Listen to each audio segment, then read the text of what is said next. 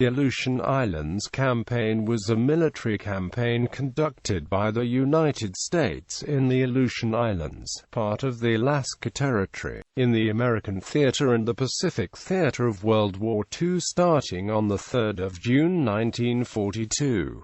A small Japanese force occupied the islands of Attu and Kiska, but the remoteness of the islands and the difficulties of weather and terrain meant that it took nearly a year for a far larger U.S. Canadian force to eject them. The island's strategic value was their ability to control Pacific transportation routes, which is why U.S. General Billy Mitchell stated to the U.S. Congress in 1935, "I believe that in the future, whoever holds Alaska will hold the world. I think it is the most important strategic place in the world." The Japanese reasoned that control of the Aleutians would prevent a possible U.S. attack across the northern Pacific. Similarly, the U.S. feared that the islands would be used as bases from which to launch aerial assaults against the west coast. A battle to reclaim Attu was launched on May 11, 1943 and completed following a final Japanese banzai charge on May 29. On 15 August 1943, an invasion force landed on Kiska in the wake of a sustained 3-week barrage, only to discover the Japanese had abandoned the island on July 29. The campaign is known as the Forgotten Battle due to being overshadowed by the simultaneous Guadalcanal campaign. In the past, many Western military historians believed it was a diversionary or feint attack during the Battle of Midway meant to draw out the U.S. Pacific Fleet from Midway Atoll, and was in fact launched simultaneously under the same overall commander, Isoroku Yamamoto. However, historians Jonathan Parshall and Anthony Tully have made an argument against this interpretation, stating that the Japanese invaded the Aleutians to protect the northern flank of their empire and did not intend it as a diversion.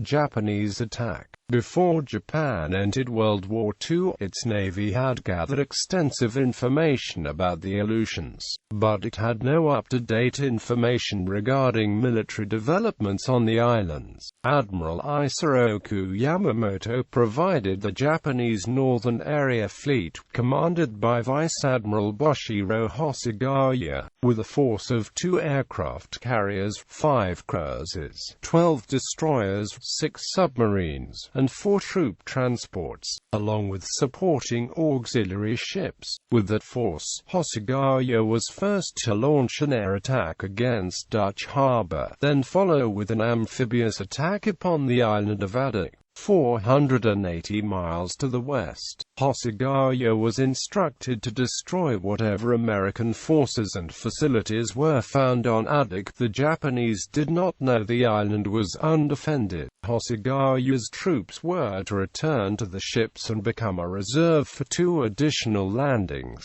the first on Kiska, 240 miles west of Attu, the other on the Aleutians' westernmost island, Attu, 180 miles west from Kiska. Because United States naval intelligence had broken the Japanese naval codes, Admiral Chester Nimitz had learned by May 21 of Yamamoto's plans, including the Aleutian diversion, the strength of both Yamamoto's and Hosogawa's fleets, and that Hosogawa would open the fight on June 1 or shortly thereafter. As of June 1, 1942, United States military strength in Alaska stood at 45,000 men, with about 13,000 at Cold Bay on the tip of the Alaskan Peninsula and at 2 Aleutian bases, the naval facility at Dutch Harbor on Unalaska Island, 200 miles west of Cold Bay, and the recently built Fort Glen Army Airfield 70 miles west of the naval station on Umnik Island. Army strength, less Air Force personnel, at those 3 bases totaled no more than 2,300, composed mainly of infantry. field and anti-aircraft artillery troops, and a large construction engineer contingent which was used in the construction of bases. The Army Air Force's 11th Air Force consisted of 10 B-17 Flying Fortress heavy bombers and 34 B-18 Bolo medium bombers at Elmendorf Airfield, and 95 P-40 Warhawk fighters divided between Fort Randall AAF at Cold Bay and Fort Glenn AAF on Umnak. The naval commander was Rear Admiral Robert A. Theobald, commanding Task Force 8 afloat, who as Commander North Pacific Force reported to Admiral Nimitz in Hawaii. Task Force 8 consisted of 5 cruisers, 13 destroyers, 3 tankers, 6 submarines, as well as naval aviation elements of Fleet Air Wing 4. When the first signs of a possible Japanese attack on the Aleutians were known, the 11th Air Force was ordered to send out reconnaissance aircraft to locate their Japanese fleet reported heading toward Dutch Harbor and attack it with bombers, concentrating on sinking Hosogawa's 2 aircraft carriers. Once the enemy planes were removed, Naval Task Force 8 would engage the enemy fleet and destroy it. On the afternoon of the 2nd of June, a naval patrol plane spotted the approaching Japanese fleet, reporting its location as 800 miles southwest of Dutch Harbor. 11th Air Force was placed on full alert. Shortly thereafter bad weather set in, and no further sightings of the fleet were made that day. Attack on Dutch Harbor. According to Japanese intelligence, the nearest field for land-based American aircraft was at Fort Morrow AAF on Kodiak, more than 600 miles away, and Dutch Harbor was a sitting duck for the strong Japanese fleet, carrying out a coordinated operation with a fleet that was to capture Midway Island. Making use of weather cover, the Japanese first raided the naval base at Dutch Harbor on June 3, 1942. The striking force was composed of Nakajima B-5N2 Kate torpedo bombers from the carriers Junyo and Raiajaw. However, only half of the striking force reached their objective. The rest either became lost in the fog and darkness and crashed into the sea or returned to the carriers. 17 Japanese planes found the naval base, the first arriving at 5:45. The Japanese pilots looked for targets to engage. They came under intense anti-aircraft fire and soon found themselves confronted by 11th Air Force fighters sent from Fort Glenn Army Airfield, on Umnak. Startled by the American response, the Japanese quickly released the bombs, made a cursory strafing run, and left to return to the carriers. As a result, they did little damage to the base. On June 4, the Japanese returned to Dutch Harbor. This time the pilots were better organized and better prepared. When the attack finally ended that afternoon, the oil storage tanks were left burning, the hospital was partly demolished, and a beached barracks ship was damaged. Although American pilots finally located the Japanese carriers, attempts to sink them proved fruitless. Bad weather again set in, and all contact with the enemy fleet was lost. Foul weather forced the cancellation of Japanese plans to invade Adak with 1,200 men. The Japanese invasions of Kiska on June 6 and Attu on June 7 initially met little resistance from the local Aleutian. Much of the native population of the islands had been forcibly evacuated by the U.S. military before the invasion and interned in camps in the Alaska Panhandle. Allied response. In August 1942, the U.S. Army established an air base on Adak Island and began bombing Japanese positions on Kiska. U.S. Navy submarines and surface ships also began patrolling the area. Kiska Harbor was the main base for Japanese ships in the campaign, and several were sunk there, some by warships but mostly in air raids. On the 5th of July, the submarine Growler, under command of Lieutenant Lieutenant Commander Howard Gilmore, attacked 3 Japanese destroyers off Kiska. He sank one and heavily damaged the others, killing or wounding 200 Japanese sailors. 10 days later, the Grunion was attacked by 3 Japanese submarine chases in Kiska Harbor, with 2 of the patrol craft sunk and 1 other damaged. On the 12th of May 1943, the Japanese submarine I-31 was sunk in a surface action with the destroyer Edwards 5 miles northeast of Chichagof Harbor. Komandorski Islands A cruiser and destroyer force under Rear Admiral Charles "Sock" McMorris was assigned to eliminate the Japanese supply convoys. They met their Japanese fleet in the naval battle of the Komandorski Islands in March 1943. 1 American cruiser and 2 destroyers were damaged, with 7 U.S. sailors killed. 2 Japanese cruisers were damaged, with 14 men killed and 26 wounded. Japan thereafter abandoned all attempts to resupply the Aleutian garrisons by surface vessels, and only submarines would be used. At Attu Island on the 11th of May 1943, the operation to recapture Attu began. Included with the invasion force were scouts recruited from Alaska, nicknamed Kastner's Cutthroats, a shortage of landing craft, unsuitable beaches, and equipment that failed to operate in the appalling weather made it difficult to bring any force against the Japanese. Soldiers suffered from frostbite because essential supplies could not be landed, or could not be moved to where needed because vehicles would not work on the tundra. Led by Colonel Yasuyo Yamasaki, the Japanese defenders did not contest the landings, instead digging in on high ground far from the shore. This resulted in fierce combat, with a total of 3,929 U.S. casualties. 580 men were killed, 1,148 were wounded, and another 1,200 had severe cold injuries. In addition,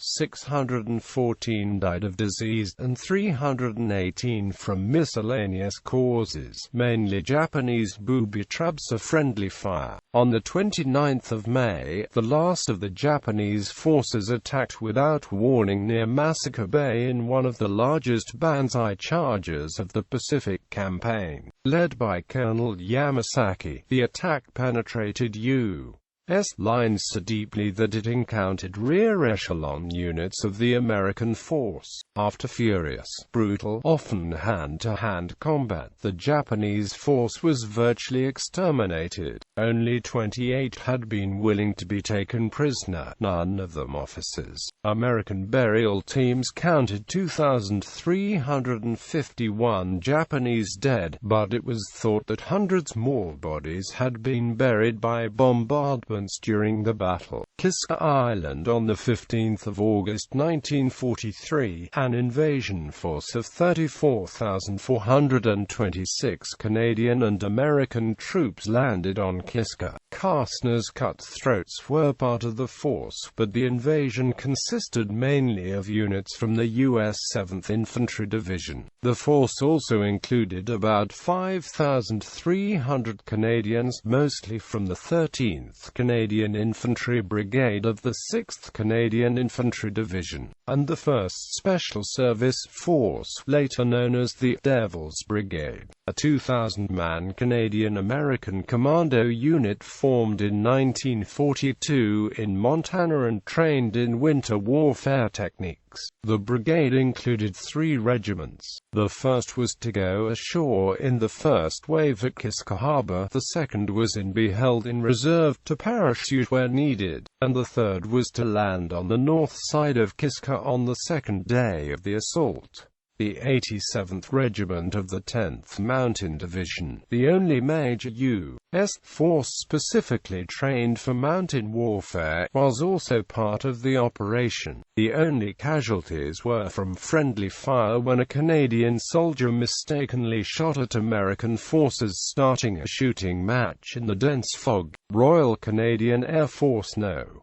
111 and No. 14 squadrons saw active service in the Aleutian skies and scored at least one aerial kill on a Japanese aircraft. Additionally, 3 Canadian armed merchant cruisers and 2 corvettes served in the Aleutian Campaign but did not encounter enemy forces. The invaders landed to find the island abandoned.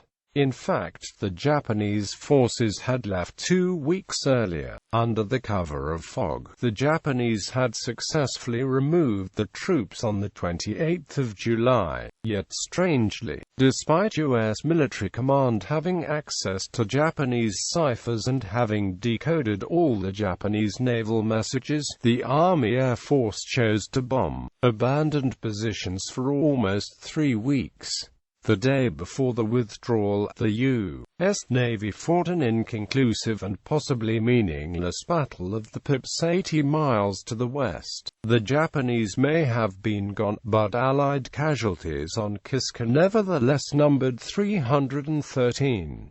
All were the result of friendly fire, booby traps, disease, or frostbite. As with Attu, Kiska offered an extremely hostile environment. Aftermath. Although plans were drawn up for attacking northern Japan, they were not executed. Over 1,500 sorties were flown against the Kuriles before the end of the war, including the Japanese base of Paramushia, diverting 500 Japanese planes and 41,000 ground troops. The battle also marked the first time Canadian conscripts were sent to a combat zone in World War II. The government had pledged not to send draftees overseas, which it defined as being outside North America. The Aleutians were considered to be North American soil, thus enabling the Canadian government to deploy conscripts without breaking its pledge. There were cases of desertion before the Brigade sailed for the Aleutians. In late 1944, the government changed its policy on draftees and sent 16,000 conscripts to Europe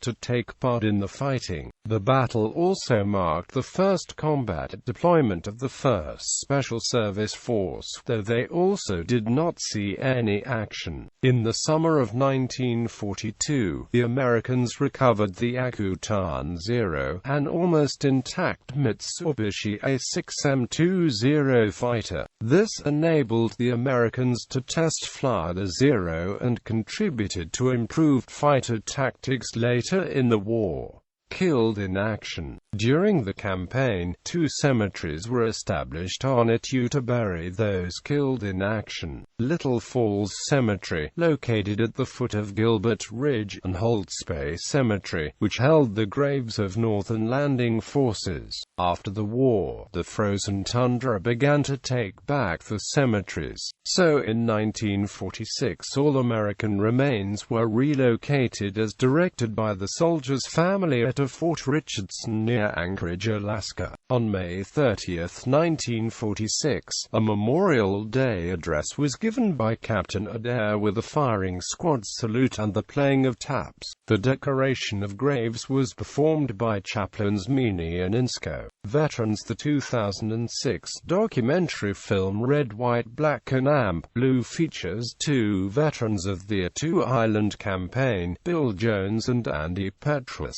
It is directed by Tom Putnam and debuted at the 2006 Locarno International Film Festival in Locarno, Switzerland on August 4, 2006. Dashiell Hammett spent most of World War II as an Army sergeant in the Aleutian Islands, where he edited an Army newspaper. He came out of the war suffering from emphysema. As a corporal in 1943, he co-authored The Battle of the Aleutians with Corporal Robert Colodny under the direction of Infantry Intelligence Officer Major Henry W. Hall. Legacy. Many of the United States locations involved in the campaign, either directly or indirectly, have been listed on the National Register of Historic Places, and several have been designated National Historic Landmarks. The The battlefield on Attu and the Japanese occupation site on Kiska are both National Historic Landmarks,